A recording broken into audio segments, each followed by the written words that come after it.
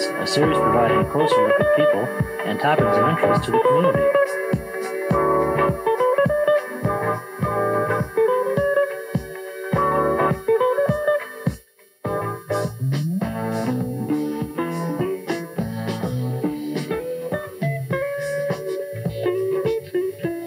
The guests today on Impressions are the Ferris State Bulldog and Mark Robbins, DJ for WBRN.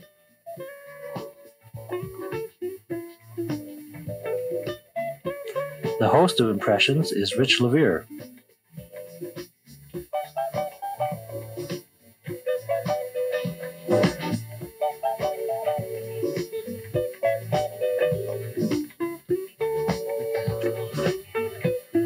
Hello, our first guest on Impressions today is a familiar one to Ferris State sports fans. It's the Ferris Bulldog.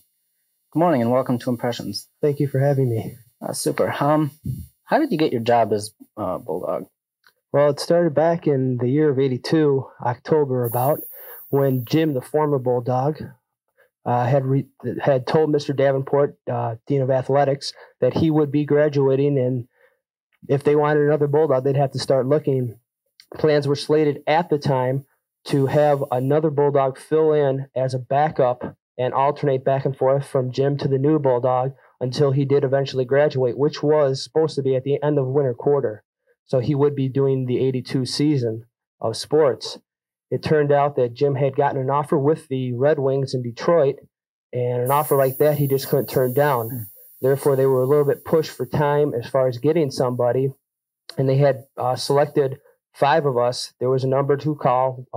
5 gentlemen called, and out of those 5, they interviewed, looked at their past background, their high school, what type of athletic ability they had, and such. And from this, they determined that one of them would be chosen, and I was the one that was chosen at the time. Was the competition pretty tough? Was it a dog-eat-dog competition, so to speak? There was really no communication between any of the people trying out. I couldn't even tell you who they were.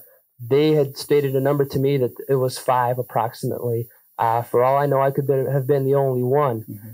But as far as if they really got into what they wanted was someone that they felt that could fill the job, and that was basically done through an interview. If they felt that the person could communicate with people and got along good with people, they felt that that would be the best for the job.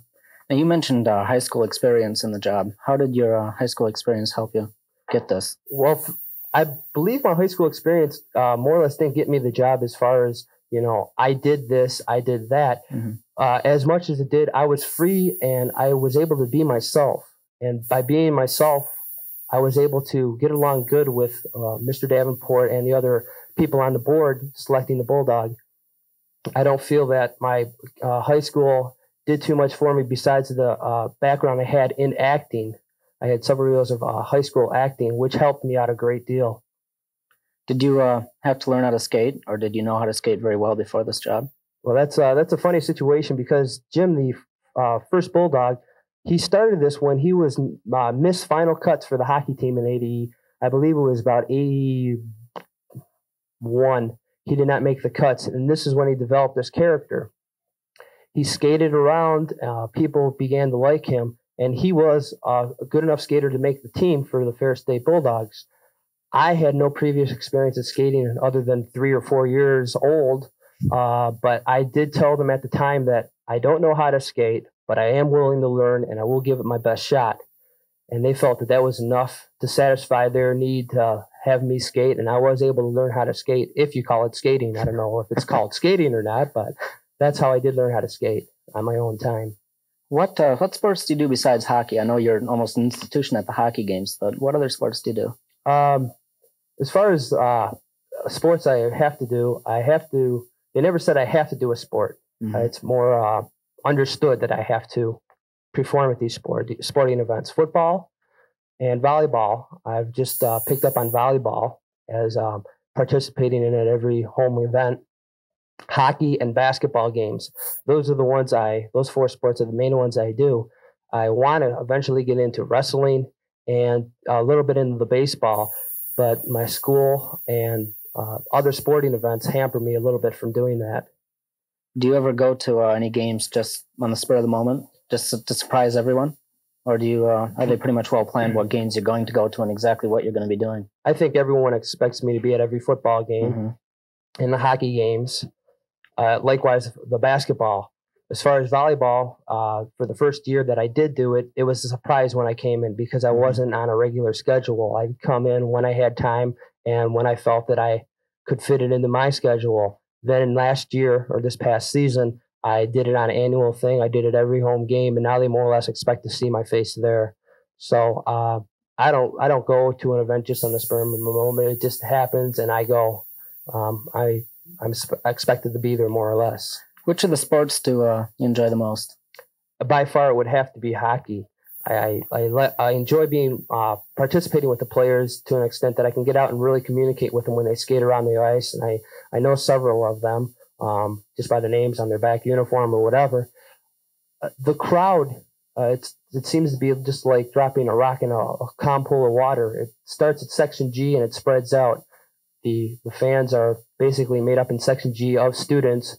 They come to the game to get a little bit crazy, relieve a little bit of tension from the weeks past, and forget about school for a while and concentrate on having a good time, which is very important. I noticed during some of the hockey games, you'll bop a referee on the head or, lift up your leg on top of another player. Do they ever get upset when you do that, or do they just take it all in stride? Well, it might look like I bop a referee on the head and lift my leg on a player, but as far as bopping a referee on the head, they would definitely get very upset about that. I do not do that. The referee would, I don't know what he could do, but he probably would try to think of something to do. The referees this past season did get extremely upset at a couple of things I did do because it distracted their players so much and got them so wild. But there was nothing that said that I couldn't do it because I had as much right technically on the ice as they did, and I was not overstepping my boundaries.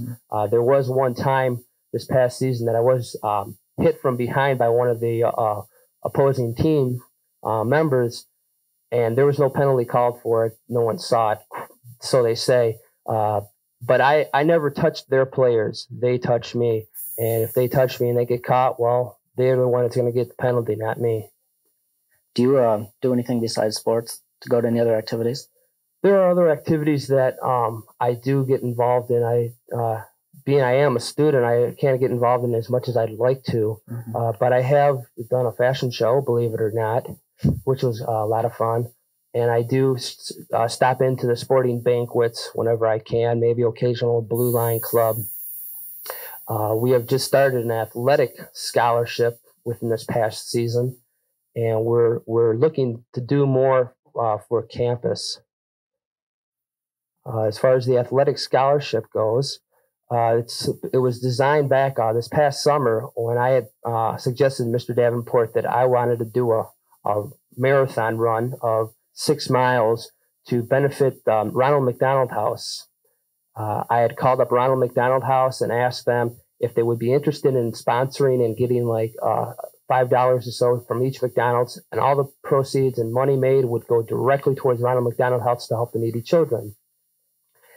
It was suggested to me at that time by Mr. Davenport that we should do something for the handicapped students on our campus. At that time, the athletic scholarship was introduced to the students and to the athletes to raise money for someone that really needed help as far as a handicapped student who wasn't athletic, to give them a chance to say that, hey, our athletes are behind you, and we really do need you. Okay, I understand we have a mini doc now. Want to take a look at that and see some of the things it is that you do?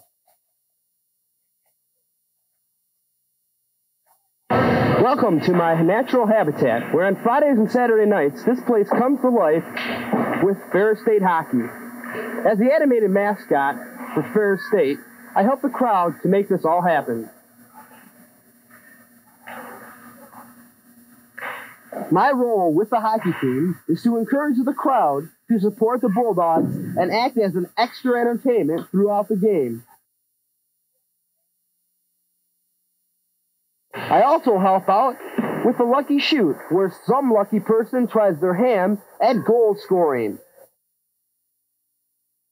And the Blue Line Club lets me give away a pot of gold each night to a randomly chosen hockey fan.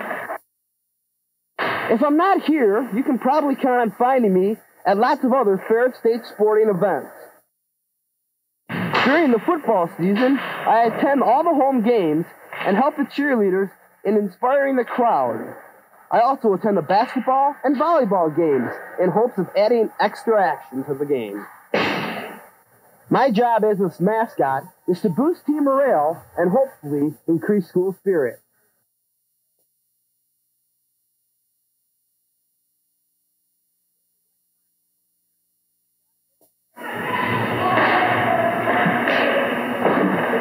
Certainly interesting. How and why do you keep your identity such a secret? I know you won't take off the mask. I asked you that before. Well, you never know. The reason primarily was when I started this, I made a commitment to myself that I would keep an identity unknown because I wanted it that way. I figured that if a person knew me as someone walking down the street, they'd point the finger at me and say, hey, there's a bulldog. Also, it wouldn't give me enough freedom. If I walked up to your girlfriend and gave her a hug and a kiss, you wouldn't really be offended by it. Whereas if you saw me and you said, that was the guy that gave my girlfriend a hug and a kiss, you might be tempted to rip my head off. Therefore, that's why basically I keep it a secret. I think that this is a character that I am trying to portray, and this should be separate from my actual personality, although they are intertwined because I don't feel that I'm any different inside the uniform or outside the uniform.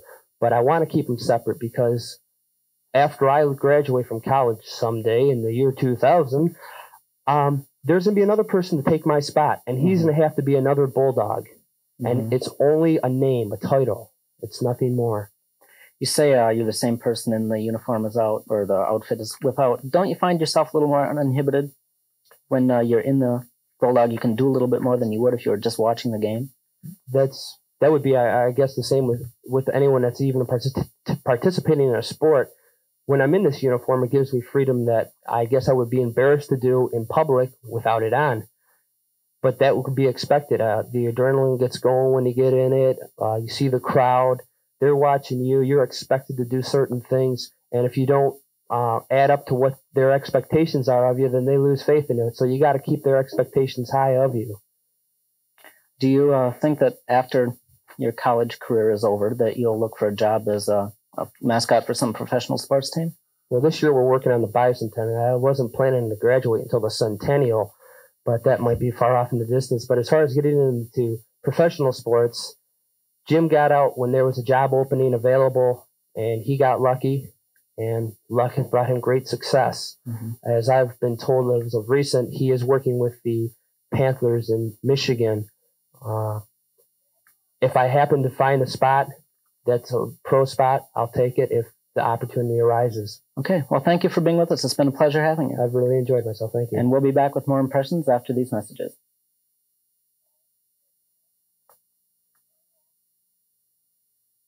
The Ferris State Library is one of the most important resource centers you will use while attending Ferris. It consists of 3 floors which contain something for everyone's needs and interests. The book collection alone contains over 200,000 volumes, representing an entire spectrum of knowledge. There is also an individualized learning center, a periodical area, conference rooms, microfilm reading areas, a historical room, and many other worthwhile places to check into. So visit the Ferris State Library, where helpful people are ready to assist you at any time. The library is open Monday through Thursday from 8 to 11, Friday from 8 to 6, Saturday 8 to 5, and Sunday from 1 to 11. For more information, call 796-0461, extension 5407 or 5408. What a great time for a drink. What a great time for a drink. If it's time for a drink this many times a day, you're not a social drinker. You're a problem drinker. And you could be well on your way to really messing up your life. Think about it. Talk to somebody about it. Do something about it before it's too late. A message in the interest of your better health from the American Medical Association. The salesman said I could make it all the way to Amarillo in 1 tank of gas. The car book lets you compare gas mileage before you leave the showroom. This car, it's costing me more to keep on the road than I paid for it in the first place. The car book tells you what your new car will cost after you get it home. I love that car. I was only going 35. It was maroon. The car book even gives you results from the latest government safety tests. Now they tell me.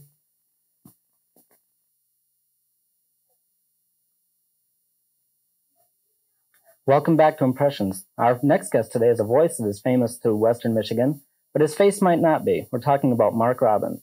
This is America, where any child can grow up to be an adult, unless he wishes to remain a child. Then he can become a disc jockey. WBRN Music Radio. That's Neil Sedaka from his newest album, looking for somebody to step on out with. One of those keys is going to unlock a 1984 Chrysler Laser sitting out in Markup. It could be yours. You can drive it away, but you gotta enter first. The Key Club. Mark, welcome to Impressions. Well, thank you. The tape that you ran is actually a little bit unfair. That's the way. Part of that is the way that I sounded back about 1976. It seems like you've become almost an institution in Western Michigan. How long have you been at WBRN? A long time. I started at WBRN. It was my first commercial radio job, and I remember it very well. It was my 20th birthday that I got my job, and I was doing weekends, and I was tremendously excited. That was back in 1975, in September of that year. And I worked weekends for about 8 months. Then I got another job down in Saginaw at WSAM and their sister station, WKCQ, an AM-FM combination. And then WBRN had an opening, and they offered me more money in Big Rapids than what I was making in Saginaw, which is a much larger market. But I was kind of surprised by that, and I came up here again in 77. Then, in 1981, I decided that I was going to go back and finish college, which I did for 1 year. When I graduated from college, I got several offers, and the best one was from WBRN. So I guess that I'm kind of stuck here, at least for right now. You've been back and forth a lot. You must have seen a lot of changes in WBRN over the years. A tremendous amount of changes. Now, back when I got up here in 1975, it was kind of every man for himself. We had a lot of long, involved talk shows that a lot of times were not all that interesting. A ton of commercials. The rates were extremely low, but we made money by selling lots and lots of commercials. Over the years, we've streamlined the sound. It's a much more professional sound now, and reduced the commercial load. I think that we're still making as much money. We raised the rates. That helps. And we seem to have gotten more involved in the community and gotten a whole lot more respect from the community than what we got back 10 years ago, 10 years ago. As far as your job's concerned, a lot of people are going to look at that and look at you, and they're going to say, well, he's got an easy job. He sits there and plays a few records and, talks a little bit, and that's all there is to it. Now, I know there's got to be more to it than that. Oh, yeah, there's a whole lot more to it than that, especially in the time that I'm on the air. I'm on the air from 6 to midnight, and I don't have a staff to help me out. Mm-hmm. During the day, the guys have an office crew that can answer the telephones for them, answer inquiries, and so on and so forth. With me, it's just me. I have to answer the telephone. I have to do the news. I have to do all the sports, and just take care of everything. It's a one-man operation, and I'm scrambling a lot. You kind of learn to live your life in 3-minute segments, which is about how long an average record is. And I have to, especially with the news and the sports, if a news story comes in or something breaks, sometimes I have to end up covering the news story on the telephone while I'm doing my show. I do a lot of writing of sports scores, Ferris State and local high school sports. That all goes on behind the scenes, but I try not to ever let that show on the air. What I want the people to get the impression of is that I'm just a guy playing records and talking. Is the biggest part of your job news coverage? Well, actually, it's about 40% of my job is news coverage. I love covering news. I love getting out and talking to the people and talking to the newsmakers, getting to know them, and then presenting what has actually happened. Not everybody in the world has time to go to a city commission meeting or a school board meeting, but it's important for them to know. And I like to be able to tell them. I love to cover news. That's been it's been one of my ambitions. How did you prepare for news background? My major at Central Michigan University was in journalism. I also worked on my high school newspaper, which came very close to winning a national award when I was in high school. And a lot of practice, practice, practice. If you write a lot of news, you get better at writing news. So how did you change from doing basically news to broadcasting? Was it a big switch, and how did you do it? Well, actually, I've always been in love with broadcasting. I've always been in love with radio ever since I was about 7 years old and discovered rock and roll on the radio station that my mother absolutely forbade me to listen to. I guess that she thought that it would corrupt me or something. Well, when she told me, you can't listen to that station, immediately I listened to it, and I loved it. And I loved rock and roll. I announced then that I was going to be a disc jockey. My mother said, disc jockeys don't make any money. And she was right, but I still enjoy doing it. So in connection with the cart we heard at the beginning, the recording we heard at the beginning, you really never grew up or never grew out of it. Exactly. It's you have to. It's not so much a case of not growing or not maturing, because everybody has to do that. What you have to do if you're going to be any kind of a successful entertainer, particularly in a medium like radio, which is so much involved with the imagination, you can't get old, is the best way to say that. You can't get old and stultified. You have to be open to new ideas. You have to really enjoy life and have a zest for life and project that to people. And if you're enjoying life, maybe you can help somebody else enjoy their life. That's a good part of my job.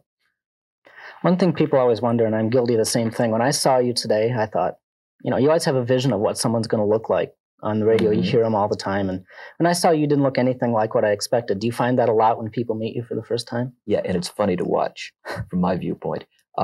Now, my voice is very distinctive, and it's been around, obviously, for years and years.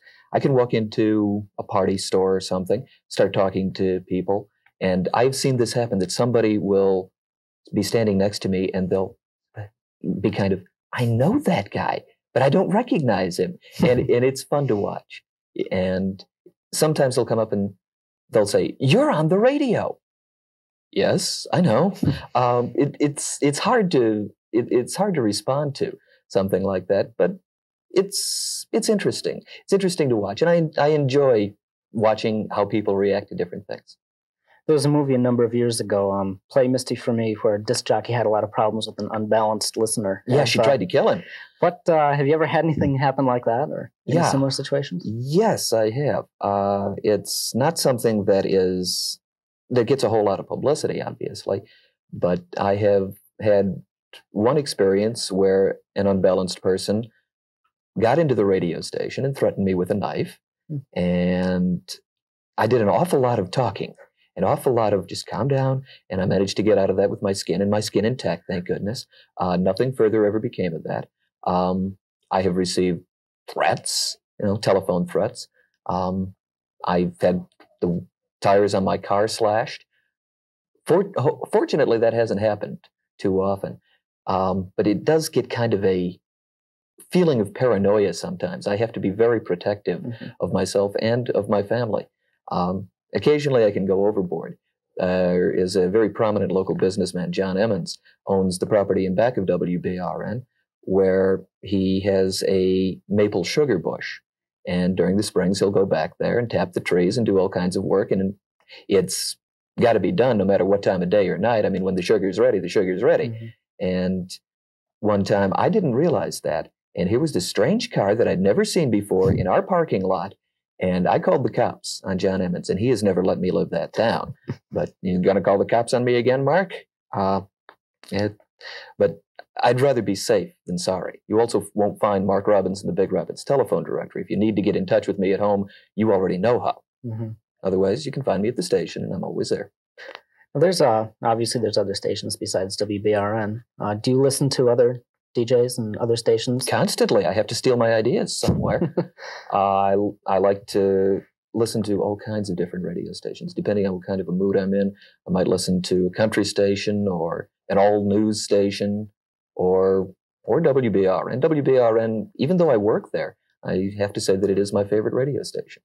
Does WBRN compete pretty well with the other stations in the area as far as listeners? Well, we think so. There aren't any real formal surveys. The area just isn't big enough to have an Arbitron book or a Birch Report book. Those are two major rating services. But from what we can pick up in the unofficial surveys that we have, and other things, other indications that we have, seems to give WBRN about 3 or 4 times the audience of our nearest competitor. And anytime you can dominate a market like that, you have to be successful. How far out does your signal go?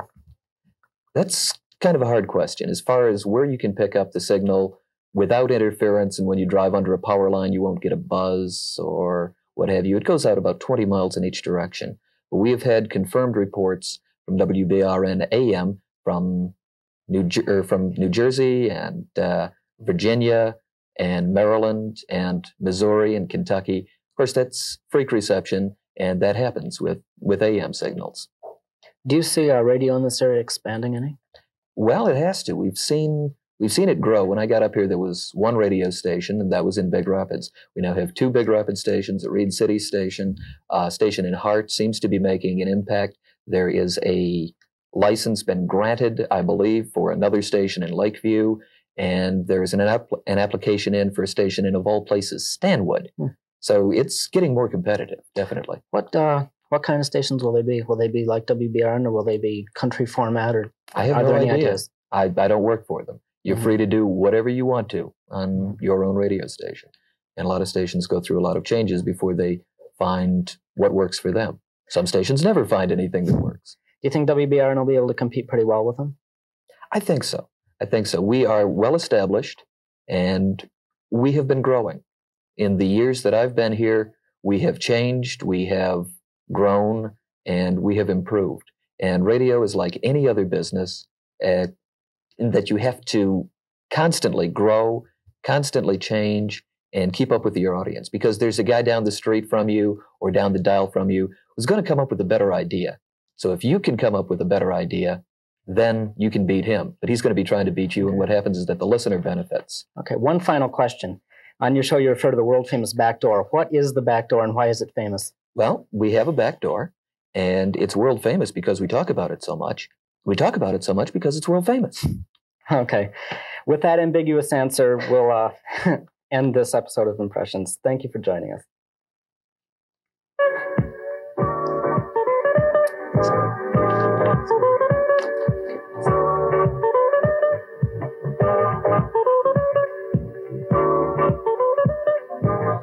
The guests today on Impressions have been the Ferris State Bulldog and Mark Robbins. Your host has been Rich LaVere. Impressions was produced and directed by Stelle Loccrichio.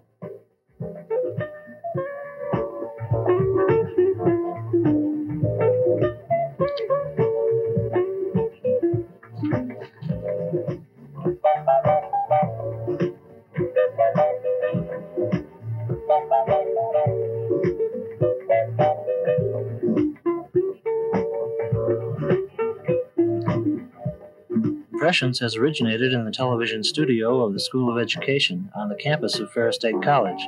This program was brought to you in part courtesy of Ferris State College Student Services and Frankenwood Chevrolet and J.C. Waddell of Big Rapids.